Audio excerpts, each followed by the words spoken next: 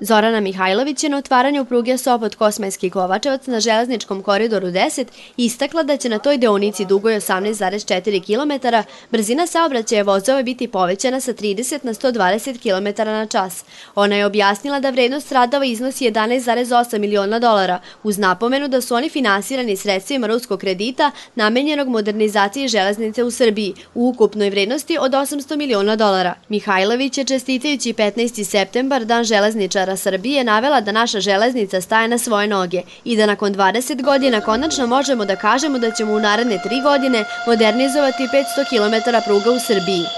Čestitam vam vaš dan, Dan železničara. Želim vam da još dugo godina ga slavimo, ali upravo na ovaj način, tako što ćemo svake godine otvoriti ne samo kilometre modernizovane pruge, nego verujem i nadam se novo izgrađenih pruga.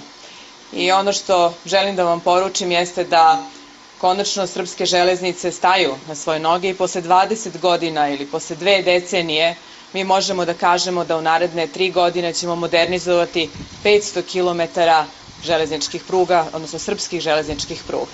Ali želim da se vama železničarima zahvalim na radu, trudu, vrednoći, svemu onome što ste prolazili svih prethodnih godina.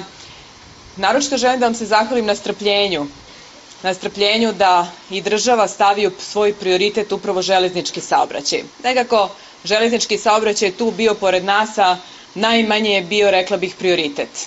Poslednjih godinu dana, kroz sve investicije koje su trenutno u toku, a vredne su preko milijardu evra u železnici Srbije, Vlada Srbije radi dalje i želi zajedno sa vama da otvorimo i nove projekte i da gradimo nove pruge.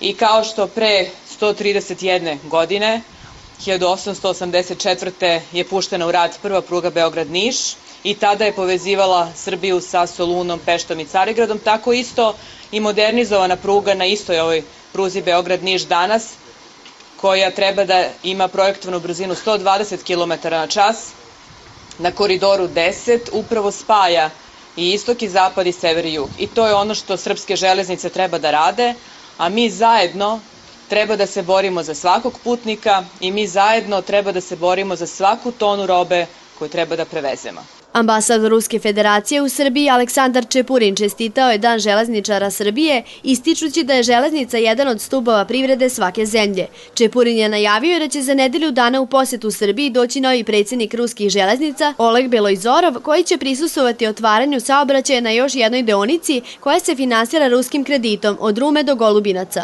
Zamenik direktora RŽD International Mansur Beksultanov iznao je očekivanje da će narednih dana biti potpisan ugovor za modernizaciju još 3 deonice na koridoru 10 na jugu Srbije. Rekonstrukcija pruge Sopot-Kosmajski Kovačevac započeta je 6. aprila ove godine, a modernizacijom je bila obuhvaćena kompletna građevinska i elektrotehnička infrastruktura na ovoj deonici.